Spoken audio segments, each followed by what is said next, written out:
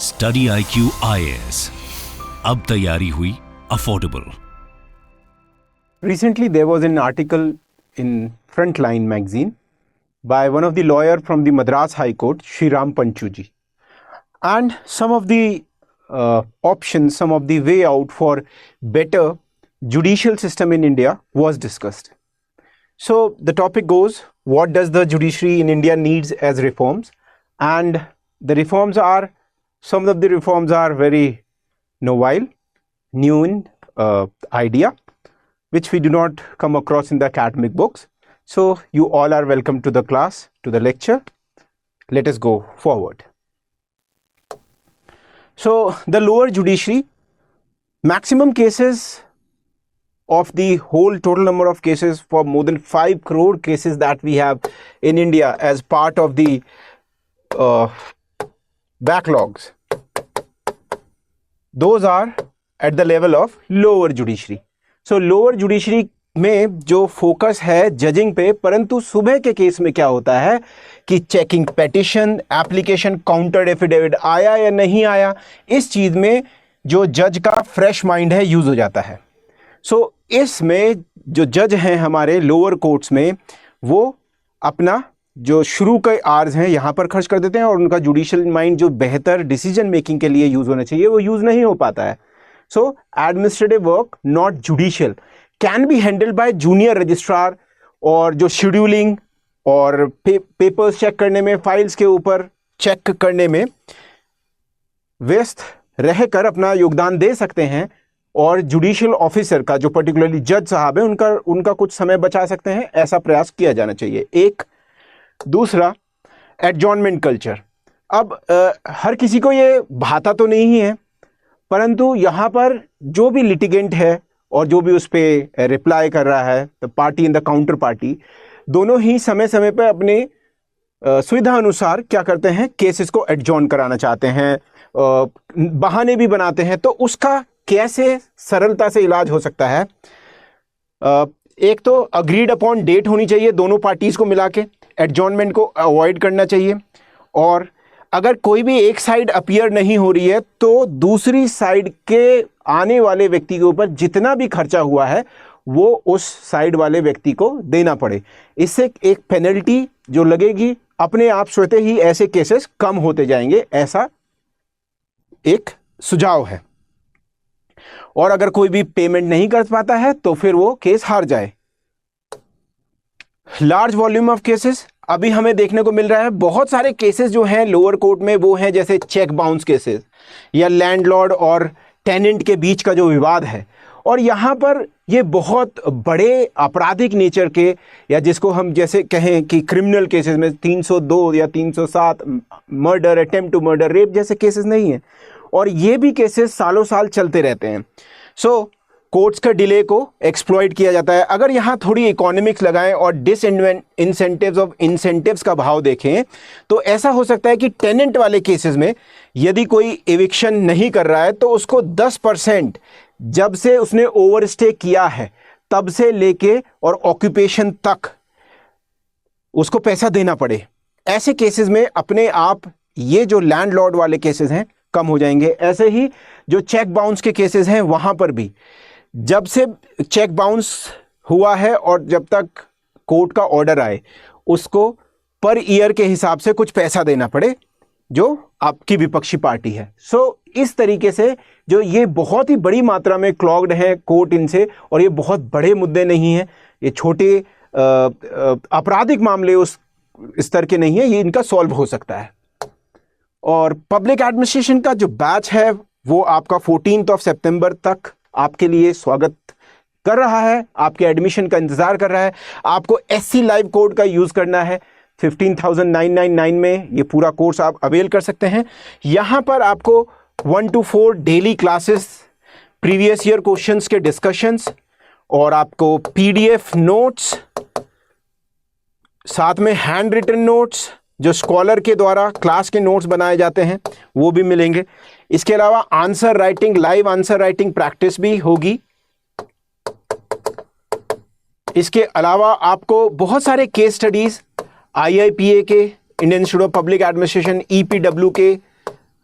आपको research papers और articles के वैल्यू एडेड नोट्स भी मिलेंगे, साथ में डिस्कशन भी किए जाएंगे, जहां से मेनली नए टाइप के क्वेश्चंस यूपीएससी के पेपर्स में आपको देखने को मिलते हैं। तो आप सभी का स्वागत है। तारीख याद रखिए, जल्दी से जल्दी अपना एडमिशन कंफर्म कराइए।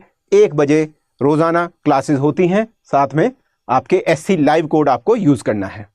वर्किंग एंड लिविंग कंडीशन एक बहुत बड़ी समस्या। अगर आप CGM, judicial magistrate, chief judicial magistrate, district court से नीचे और जाएंगे तो वहाँ बड़ी समस्या है। और डिस्ट्रिक्ट कोर्ट्स में भी बड़ी समस्या क्या है? स्पेस का ना होना, कंडीशंस का अभाव, यहाँ तक कि जो जुडिशियल ऑफिसर हैं, जजेस हैं, उनके लिए रहने का जो सुविधा है, हाउसिंग फैसिलिटीज़ भी नहीं है। सो एक हिलेरियस इंसिडेंट है जहाँ पर कि आपको देखने को मिलता है कि एक पर्टिकुलर हाई कोर्ट में जज ने कुछ ऐसा निर्णय लिया कि जिससे सरकार के ऊपर बहुत बड़ी विपत्ति आ गई। तो देखते हैं, working and living conditions. Hard working judiciary faces इनएडिक्वेट living and working conditions, जो कि बहुत ही नेगेटिव प्रभाव डालती है। तो गवर्नमेंट को प्रायोरिटाइज करना चाहिए, सर्विस कंडीशंस को बेहतर करना चाहिए, और जो फंडिंग का अभाव रहता है उसके अभाव को कम करना चाहिए, उसको ख़त्म करना चाहिए अभाव को। एक ऐसा ही इंसिडेंट हमें देखने को मिलता है जो कि लॉयर साहब बता रहे हैं इस आर्टिकल में मद्रास हाई कोर्ट के चीफ जस्टिस का। तो यहाँ पर मद्रास हाई कोर्ट के चीफ जस्टिस 1940s में लिख लिख के सरकार को परेशान हो गए थे, was tired of writing that they need fund, so there was a novel idea, passed a rule, court fees would be paid in cash instead of government purchase stamp paper। तो गवर्नमेंट के बहुत सारे court में जो भी कार्य होते हैं वो स्टैम्प पेपर लगते हैं और उससे कोर्ट की फीस भी जाती है। उन्होंने कहा कैश में दो। अब ये जो कैश का पैसा आने लगा कोर्ट में, तो कोर्ट में सारा का सारा अपना कार्य खुद होने लगा, और इस तरीके से जो गवर्नमेंट को रेवेन्यू को घाटा पहुंचा, परंतु कोर्ट ने अपना काम कर लिया। सो यहाँ पर अभी ऐसा तो आज के समय में बेहतर नहीं होगा, but then what judiciary can do if that is a perennial problem, that is a consistent problem. High courts में कुछ अपॉइंटमेंट्स के बारे में जो इशू है, एक तो कॉलेजियम सिस्टम है जो कि आपका हाई कोर्ट्स में भी जजेस को अपॉइंट करता है, और ये कॉन्स्टिट्यूशनल प्रैक्टिस तो नहीं है। 1990s में जैसे जजेस केस आए वहां से ये प्रैक्टिस आई है, काफी क्रिटिसिज्म से भी इसको गुजरना पड़ा है। और साथ में एक ये क्लोज डोर है, इंसुलर है, क्लोज डोर है, और साथ में एक क्विड प्रो क्यो का भाव रहता है। यहाँ पर फेवरेटिज्म का भी एक बार बार आरोप लगते हैं, और जो हम ये भी कहते हैं कि some of the families are heading the all the judicial position in India, और फॉर दैट मैटर अंकल जजेस सिंड्रोम जिसे भी हम बोलते हैं। सो इससे क्या हो सकता है? अब एक बेटर सिस्टम हो सकता है कि primacy for judiciary representation for the bar and place for the government. So एक बॉडी बनाई जाए जहां पर आइडियल बॉडी क्या हो सकती है कि जजेस हों, उसमें 3 जजेस हों, एक बार का मेंबर हो मतलब वकीलों का मेंबर हो, और एक कैबिनेट का रिप्रेजेंटेटिव हो। सो इससे एक तरीके से बेहतर रिप्रेजेंटेशन, एक वाइडर रिप्रेजेंटेशन हो सकता है जजों को चुनने में। ऐसा एक सुझाव है। इसके अलावा अगर रिटायरमेंट की एज बढ़ा दी जाए, क्योंकि हाई कोर्ट में केवल 62 है, और इस एज को बढ़ा दिया जाए, 65 एटलीस्ट कर दी जाए या 67 कर दी जाए, तो ये बहुत कारगर सिद्ध हो सकता है। आपको यहां पर यह ध्यान देने योग्य बात है कि अमेरिका में, यूएसए में जो जजेस का जो एज ऑफ रिटायरमेंट है वो काफी हाई है, और वहां पर बहुत जजेस 80s में भी आपको देखने को मिलेंगे, till the time they are serving till the death also, right? So ऐसा ही हम भारत में कर सकते हैं क्या? So judicial mind का जो व्यक्ति है, he or she is very fit to work in 60s at least, if we may not go beyond 75, but they can work in their 60s. Why to retire judges at the age of 62? And retirement for Supreme Court and High Court judges should be same, और ये करा जा सकता है। High court जजेस को आपको काफी, इससे जो जजेस की कमी है वो पूरी करी जा सकती है। इसके अलावा अगर जुडिक्शन की बात करें, कुछ जजेस के, जो हाई कोर्ट्स के जजेस और जुडिशरी की जो थोड़ी गरिमा कम हुई है, सो वो है बहुत सारे आपके ट्रिब्यूनल्स के आने से। अब ये ट्रिब्यूनल और क्वासी जुडिशियल जो बॉडी हैं, ये पूरी तरह आपके जुडिशियल फंक्शंस पे काम नहीं करती हैं, जुडिशियल प्रोसीजर्स पे काम नहीं करती हैं। सो यहाँ पर इससे जो गरिमा है उसमें कमी आई है, जैसे इंटेलेक्चुअल प्रॉपर्टी राइट के लिए या कंपनीज डिस्प्यूट के लिए, एनवायरमेंटल डिस्प्यूट्स के लिए हम क्या कर रहे हैं, नई नई ट्रिब्यूनल्स बना रहे हैं। तो इनके जो ईथोस है, फंक्शनिंग है, एटमॉस्फेयर है, स्टाफिंग है, ये बहुत अलग है प्योर जुडिशरी से।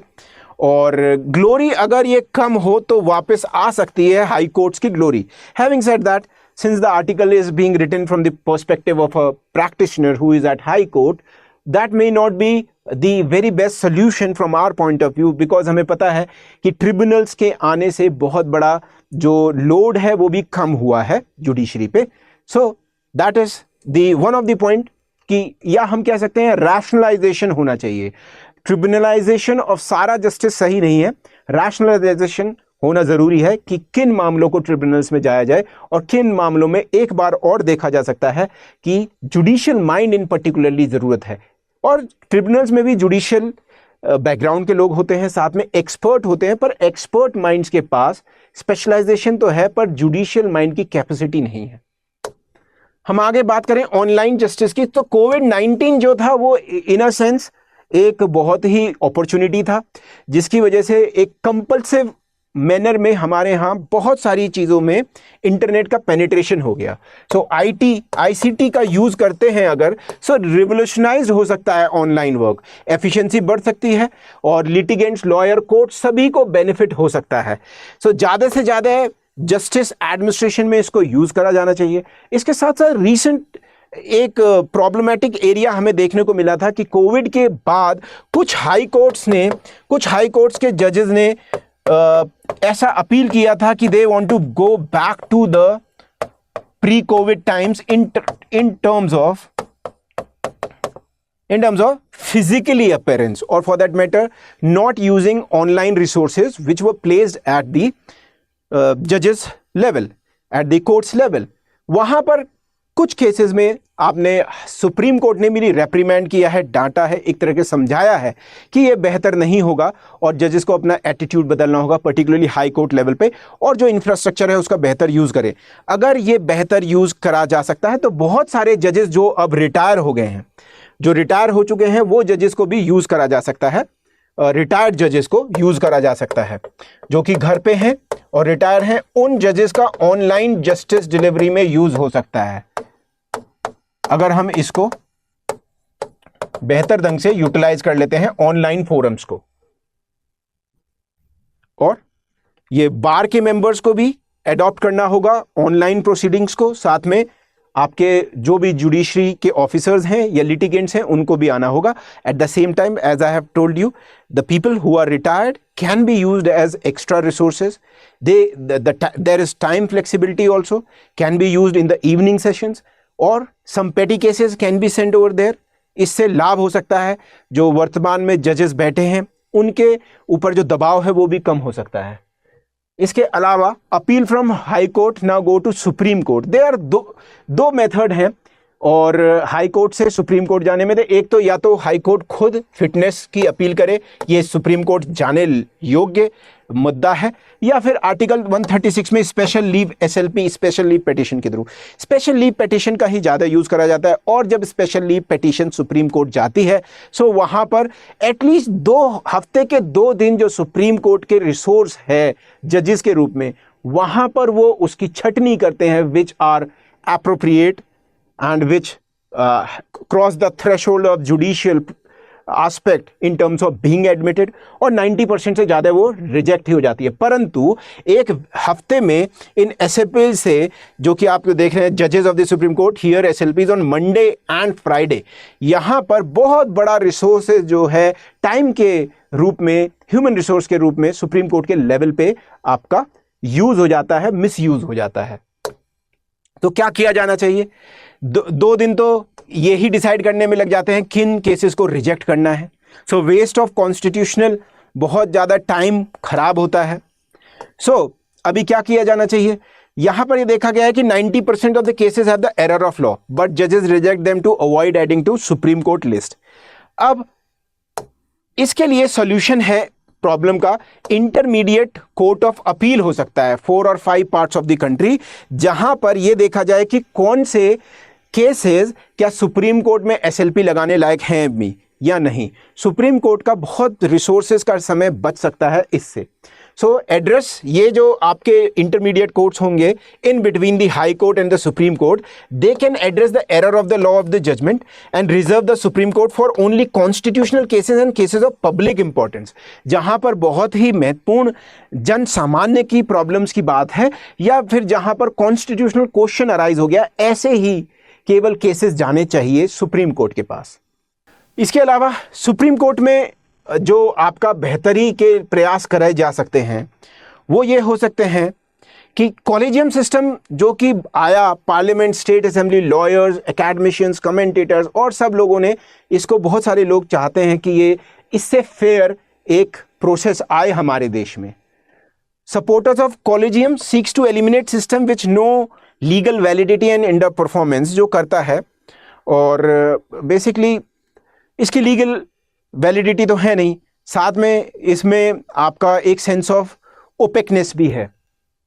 तो collegium system can exit and improve the selection of जजेस from the high court also, क्योंकि ओपेक सिस्टम में पता नहीं चल रहा है किस आधार पे जजेस को चूज किया जा रहा है। सो उससे भी हमें सुप्रीम कोर्ट के स्तर पे लाभ हो सकता है। इसके अलावा एक बहुत ही आपका अच्छा सोल्यूशन है सुप्रीम कोर्ट के स्तर पे भी और राज्यों के स्तर पे भी, वो है आपका मीडिएशन।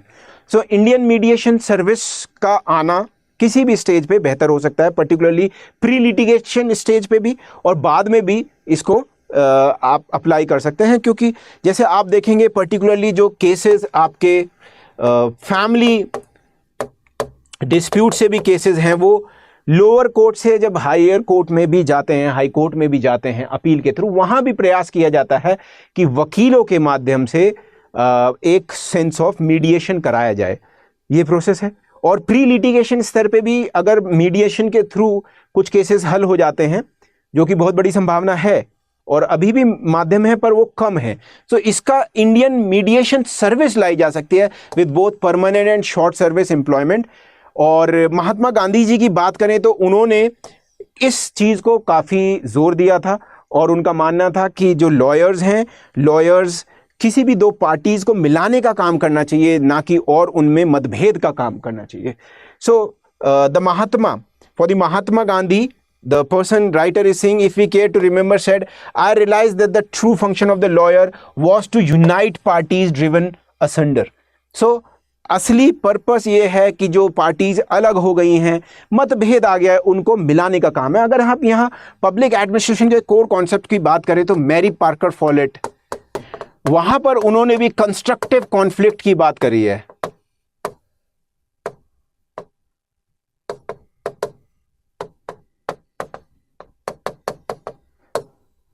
कंस्ट्रक्टिव कॉन्फ्लिक्ट यही है मीडिएशन के थ्रू, जहां पर विन विन सिचुएशन हो जाए और जहां पर एक पार्टी हारी हुई और एक पार्टी जीती हुई ना हो, क्योंकि जो भी पार्टी ग्रजेस लेके जाती है फिर वो हमेशा के लिए बदला लेने या फिर एक नेगेटिव भाव से दूसरे पार्टी की तरफ काम करती है। So we have in public administration scholar Mary Parker Fowler, a female scholar, who has said that all the dispute can be resolved in an innovative way, novelty factor आ सकता है, तो ये एक तरीका हो सकता है। इसके अलावा हम कंक्लूजन में जाएं तो मीडिएशन रिजॉल्विंग डिस्प्यूट में बहुत महत्वपूर्ण है। ये आपका रिड्यूस कर देगा बैकलॉग, सेव कॉस्ट करेगा और रिलेशनशिप को भी मेंड कर सकता है। जैसे पर्टिकुलरली फैमिलीज लॉ में फैमिलीज के जो मैरिज डिस्प्यूट्स है या और कोई डिस्प्यूट्स है, फैमिलीज को तोड़ने को बचा सकता है। और इंडियन मीडिएशन सर्विस की इस्टेब्लिशमेंट हो सकता है। ये बहुत ही नॉवल आइडिया है जो इस पर्टिकुलर आर्टिकल में शेयर किया गया है। और महात्मा गांधी जी के मैंने पर्सपेक्टिव सो आपको बता ही दिया। सो there is a need for holistic approach to judicial reforms that can be begun, that can start at the district level and lower courts, high courts and the Supreme Court level. So तीनों ही level पे क्या कुछ reforms हो सकते हैं, ये हमने इस लेक्चर में आपसे चर्चा करी। So public ad by Shekhar telegram channel पे आप जुड़ सकते हैं। यहाँ पर आपको जुड़ के ये लाभ होगा कि बहुत सारी केस स्टडीज़ और बहुत सारे रिसर्च पेपर्स का एक्सट्रैक्ट, जो कि ऑब्वियसली बुक्स में नहीं मिलता है, IIPA के जर्नल से, EPW से, कोई भी आपको अपना डाउट क्लियर करना हो। इसके अलावा आप किसी भी हेल्प के लिए अप्रोच कर सकते हैं. So do join public ad by Shekhar telegram channel and you will find lot of useful stuff related to public administration over there. So that is all we have in this lecture. Thank you for attending. Jai Hind. Study IQ IAS. अब तैयारी हुई affordable.